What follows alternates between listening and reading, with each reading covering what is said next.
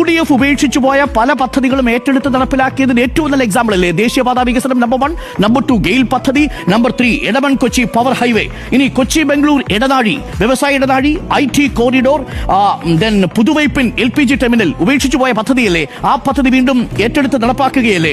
മലയോര ഹൈവേ ഇന്ന് പണി ഏകദേശം 70% പൂർത്തിയായിരിക്കുന്ന തീരദേശ ഹൈവേ, അതേപോലെ K-ഫോൺ, വാട്ടർ മെട്രോയിൽ കഴിഞ്ഞ നാളുകൾക്കുള്ളിൽ ഞാൻ മനസ്സിലാക്കുന്ന 40 ലക്ഷത്തോളം യാത്രക്കാർ സഞ്ചരിച്ചു കഴിഞ്ഞിരിക്കുന്നു എന്നുള്ളതാണ്. വാട്ടർ മെട്രോ വലിയ പ്രോജക്റ്റ് ആയിരുന്നില്ലേ ഇടത് സർക്കാരിന്റെ?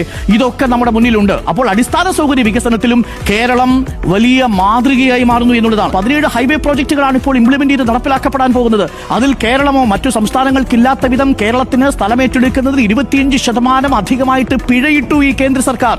6000 കോടി രൂപ കേരളത്തിന്റെ ഖജനാവിൽ നിന്നാണ് ഈ ദേശീയപാത വികസനത്തിന് കൊടുത്തിരിക്കുന്നത്. തീർച്ചയായും അത് കേരള സർക്കാരിന്റെ കൂടി വികസനത്തിന്റെ പ്രോജക്ടിന്റെ ഭാഗമായിട്ട് ഉൾപ്പെടുത്തപ്പെടാവുന്ന ഒന്നാണ് ഈ നാഷണൽ ഹൈവേ 66 കാസർഗോഡ് മുതൽ തിരുവനന്തപുരം വരെ. വിഴിഞ്ഞം പദ്ധതിയുമായി ബന്ധപ്പെട്ട 17 കണക്ടിവിറ്റികളാണ് വരാൻ പോകുന്നത്. തീരദേശ ഹൈവേ, മലയോര ഹൈവേ, ഇതെല്ലാം വരാൻ പോകുന്നത് ഈ സർക്കാരിന് 4 വർഷം കഴിയുമ്പോൾ മുന്നിൽ അടിസ്ഥാന സൗകര്യ വികസനത്തിന്റെ പട്ടികയിൽ എടുത്തു വയ്ക്കാൻ പറ്റും. BJPയുടെ സംസ്ഥാന അധ്യക്ഷനല്ലേ, മുൻ സംസ്ഥാന അധ്യക്ഷനല്ലേ ഗെയിൽ പദ്ധതി നടപ്പിലാക്കിയാൽ ഈ സർക്കാരിനെ സമ്മതിച്ചു തരാമെന്ന് പറഞ്ഞത്? ഗെയിൽ പദ്ധതി നടപ്പിലായി എന്ന് മാത്രമല്ല, അതുമായി കണക്ട് ചെയ്തുകൊണ്ട് കൊച്ചി സിറ്റി ഗ്യാസ് ഏജൻസിയുടെ ഭാഗമായി കണക്ഷന്റെ ഭാഗമായിട്ട് ഇന്ന് കൊച്ചിയിലെ എല്ലാ ഫ്ളാറ്റുകളിലും ഗ്യാസ് കണക്ഷൻ എത്തുന്ന സാഹചര്യം